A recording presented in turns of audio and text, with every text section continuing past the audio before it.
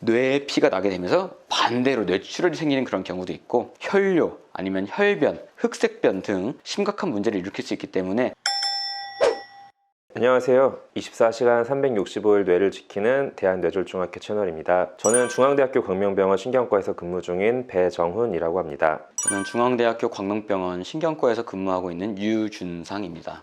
오늘은 뇌경색의 급성기 치료, 그 중에서도 테넥테플라제라는 약제에 대해서 설명을 드리도록 하겠습니다. 뇌경색, 뇌출혈, 뇌졸중, 그리고 어르신들은 또 중풍이라는 용어를 이제 사용하기도 하는데요. 이런 용어에 대해서 먼저 좀 설명해 주실 수 있을까요? 뇌졸중이라는 거는요, 일단 뇌에 혈액을 이제 공급하는 혈관이 막히거나 아니면 터지면서 뇌에 손상이 생기고, 요것 때문에 신경학적 증상이 생기게 되는 것을 말하게 됩니다. 뇌세포가 죽는 방법은 크게 혈관이 막혀서 뇌세포가 죽는 방법이 있고요, 혈관이 이렇게 뻥 터져서 뇌출혈이 생기는 그런 방법이 있는데요, 혈관이 막히는 거를 저기는 뇌경색이라고 부르게 되고, 혈관이 터져가지고 이제 세포가 죽게 되는 거를 뇌출혈이라고 이제 부르게 됩니다. 보통은 일반적인 병원에서는 이제 뇌출혈 같은 환자분들은 신경외과에서 이제 보통 케어를 하게 되고요, 저희 신경과는 이제 뇌경색 환자분들을 이제 단제 보게 되는데, 제가 말씀드린 치료도 뇌경색 환자분들에서 급성기 치료를 어떻게 하는지, 어떤 약제를 쓰는지 설명드리려고 해가지고요, 저는 이제 뇌경색에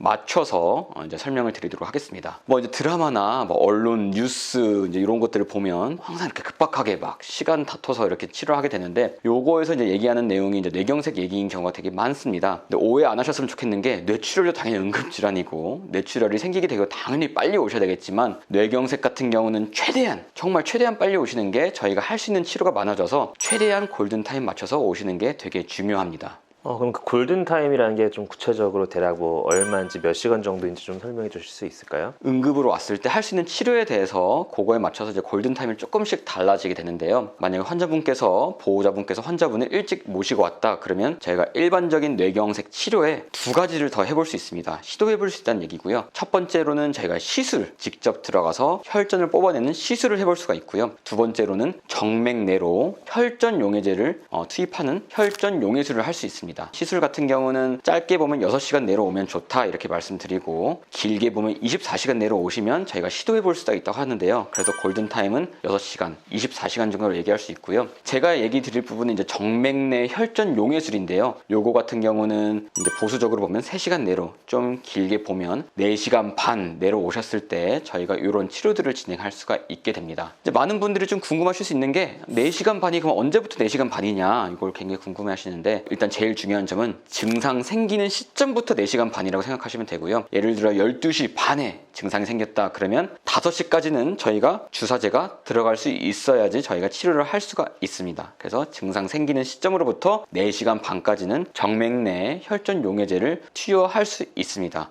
근데 많은 분들이 안타깝게도 언제 증상이 생긴지 모르는 경우가 되게 많아요. 기상하고 났더니 갑자기 팔다리가 힘이 빠졌다, 그런 경우는 언제 생겼는지 알 수가 없겠죠. 그리고 의식이 없는 상태에서 보호자분이 들어갔더니 발견됐다 그러면 환자분이 언제 쓰러졌는지 알 수가 없겠죠. 그런 경우에는 마지막으로 괜찮았던 시간, 그 시간을 기준으로 해서 4시간 반까지 저희가 이제 생각하게 되고요. 요 약의 기전을 얘기하면, 저희가 혈관이 막혀서 이제 뇌세포가 죽는 걸 뇌경색이라고 말씀드렸잖아요. 그 뇌경색을 일으키는 혈전, 막는 부위를 녹여내는 약이라고 말씀드릴 수 있는데, 체크리스트가 여러 가지가 있는데 그런 것들을 다 하나하나 확인해서 해당되는지, 쓸 수 있는지 없는지 확인한 다음에 제가 투여하기 때문에 병원까지 오시는 건 최소한 3시간 반, 4시간 내로 오셔야지 저희가 이 치료제를 시작할 수가 있습니다. 혈관에 막고 있는 혈전을 녹여서 저희가 이제 치료를 하는 건데요, 예를 들어 이제 세면대에 이제 기름을 이렇게 부었을 때 세면대가 막힐 수 있잖아요. 그럼 저희가 거기에 뭘 합니까? 베이킹소다도 넣고 식초도 넣고 뜨거운 물도 부어가지고 저희가 그걸 뚫어내잖아요. 근데 그거를 빨리 뚫어내지 않으면 완전 꽉 막혀버려가지고 대관공을 불러야 되든지 아예 공사를 해야 되든지 할 수 있는데, 마찬가지라고 보시면 될 것 같습니다. 큰 혈전이 혈관을 막아버리면 그거를 녹여줄 수 있는 그런 약을 쓰는 겁니다. 그렇게 얘기만 들으면 이 약이 되게 엄청 좋은 약처럼 느껴질 수 있을 것 같아요. 쓰기만 하면 막힌 혈관 다 뚫어버리고 뇌경색도 다 치료할 수 있을 것처럼 보이는데 꼭 그런 건 아니에요. 체크리스트 되게 많다고 말씀드렸고, 그리고 4.5시간, 4시간 반 내에서만 제가 쓸 수 있다고 했는데, 그 이유가 뭐냐면 그 뒤에 썼을 때는, 아니면 쓰면 안 되는 환자분들한테 썼을 때는 되게 심각한 부작용이 생길 수가 있게 되는데요. 제일 대표적인 부작용은 뇌출혈. 이 약을 쓰게 되면 출혈 경향성이 많이 늘어나게 되는데, 뇌에 피가 나게 되면서 반대로 뇌출혈이 생기는 그런 경우도 있고, 뇌뿐만이 아니라 위장관계, 배뇨관계 쪽으로 이제 피가 나게 되면요, 혈뇨 아니면 혈변, 흑색변 등 심각한 문제를 일으킬 수 있기 때문에 정말 투여할 수 있는 환자분들을 잘 걸러내서 그 분들한테 투여하는 것이 제일 중요하다고 볼 수 있겠습니다. 혹시 이런 약들을 썼을 때 이렇게 부작용들을 많이 만나보셨나요? 근데 사실 생각보다 많지는 않아서, 사실은 연구 결과들을 보면은 뭐 한 10% 내외에서 좀 문제가 생길 수 있고, 진짜 심각한 뭐 뇌출혈 같은 게 생기면 그보다 더 낮아서 실제로 많이 보지는 못하는 것 같습니다. 그래도 저 같은 경우도 환자분들한테 설명드릴 때 이 약을 썼을 때 반대로 뇌출혈도 생길 수 있고 오히려 더 안 좋아질 수 있는 가능성도 있다. 하지만 체크리스트에서 맞을 수 있는 요인들이 다 있을 때는 제 가족 같은 경우라면 꼭 이 약을 투여할 거다 이렇게 말씀을 드리거든요. 이런 부작용이 있을 수 있을 때는 거는 제가 설명드리지만 너무 큰 걱정은 안 하셨으면 좋겠습니다. 이 약에 대해서 어떻게 작용하는지 궁금하신 분들이 더 있을 수 있을 것 같은데요. 요거는 조직 플라스미노젠 활성제라고 제가 부르는데요. 플라스민이라는 거는 이렇게 딱딱하게 굳는 섬유소를 분해시켜가지고 혈전을 녹이는 그런 물질입니다. 그래서 플라스민이 이제 있어야지 막은 혈전을 녹일 수가 있게 되는데, 플라스미노젠은 플라스민으로 되는 전구체라고 말씀드리면 될 것 같습니다. 즉 플라스미노젠이 활성화가 되면 플라스민이 돼서 그게 이제 혈전을 녹이는 건데요. 저희가 투약하는 약은 그 플라스미노젠을 활성화시키는 그런 약제라고 생각하시면 될 것 같고요. 앞에 제조합, 조직이란 말이 붙는데, 조직이라 붙는 거는 체내에 원래 존재하는 물질이란 뜻이고, 제조합이란 거는 유전공학적으로 합성했기 때문에 그런 단어가 붙은 거라서요. 그래서 제조합, 조직, 플라스미노젠 활성제라는 이름에 그런 약제를 넣어서 뇌경색 일찍 오신 분들을 제가 치료하게 됩니다.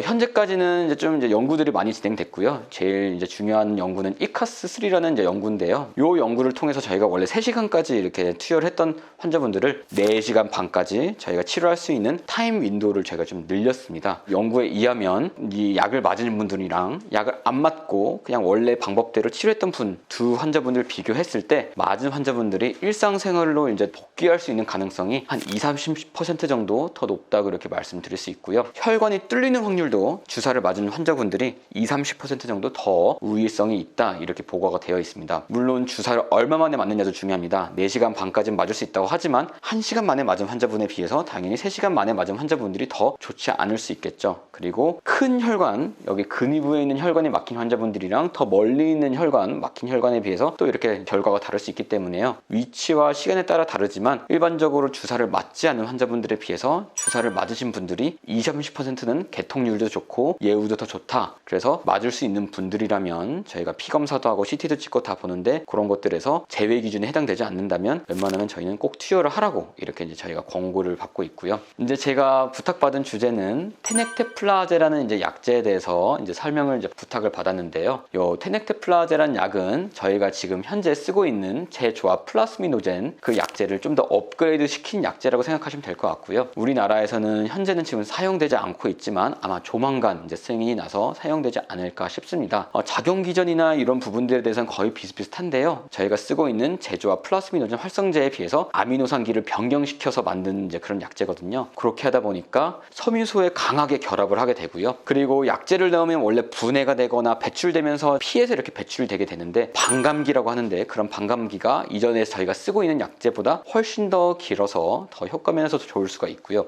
이전 약들은 주사를 놓는 게 좀 복잡하고 좀 어려울 수 있습니다. 일부는 저희가 한 번에 넣고 나머지는 저희가 1시간 동안 천천히 이렇게 놓게 되는데, 그런 복잡한 과정 때문에 투약하는 과정이 좀 더 오래 걸릴 수 있고 시간이 좀 더 딜레이가 될 수 있습니다. 그런 과정 없이 그냥 한 번에 이렇게 주사를 놓을 수 있기 때문에 좀 더 단축시킬 수 있고 좀 더 간편하게 할 수 있고 반감기도 길고 섬유소에 더 결합을 잘하기 때문에 효과 면에서도 좀 더 유리할 수 있다라는 연구들이 많이 보고가 되고 있습니다. 현재는 지금 유럽 나라들에서 많이 사용되고 있고요. 미국에서도 제가 알기로는 올해 3월달에 FDA에서 승인된 걸로 알고 있습니다. 우리나라에서도 이제 조만간 사용하게 될 수 있을 것 같고요. 큰 연구에서는 이전에 쓰고 있는 약제에 비해서 효과 면에서도 절대 떨어지지 않고 위험성 면에서도 절대 더 안 좋지 않다라는 게 일단은 이제 공식 연구 결과고요. 작은 연구들에서는 오히려 큰 혈관 막힌 거에서는 더 효과가 좋을 수도 있고요. 부작용 면에서도 오히려 더 유병률이 낮다, 더 좋다는 그런 보고들이 나오고 있어서 저희 신경과 의사들 입장에서는 좀 더 많이 기대를 하고 있는 그런 약제라고 보시면 될 것 같습니다. 그래서 오늘 영상이 도움이 되셨다면 뇌졸중 학회 유튜브 채널 구독, 좋아요,